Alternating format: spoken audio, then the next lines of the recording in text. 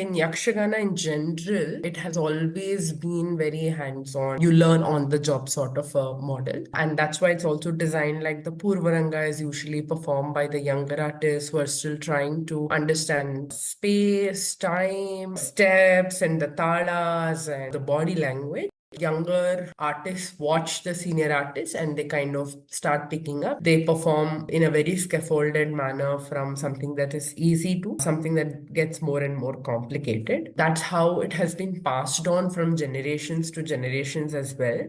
And hence the folk aspect of it is still folk, though there are a lot of structural elements in the art form, it is still classified under the folk theatre form.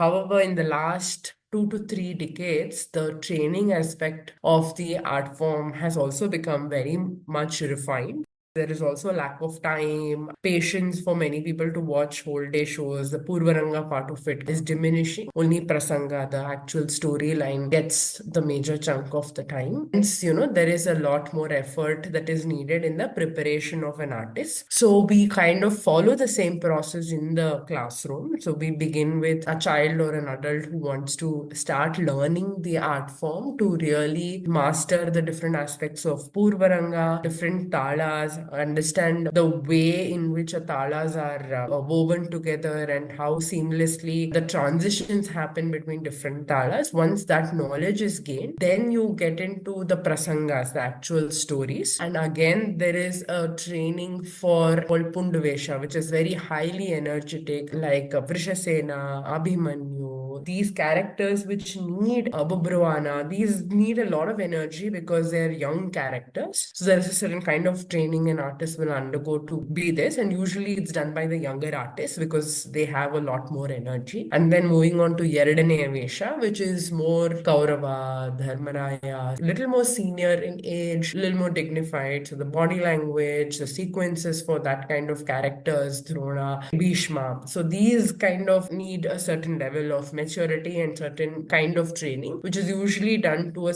little more seasoned artist. Finally, there are other characters like Stree Vesha, which is the women character, again needs a certain kind of body language. Then comedian needs a certain kind of language, and only certain kind of people can also pull off these characters. And hence, it becomes important for you to undergo the training in that particular format. And again, there are other supporting characters like a demon character or any other warrior characters that again needs a certain kind of preparation.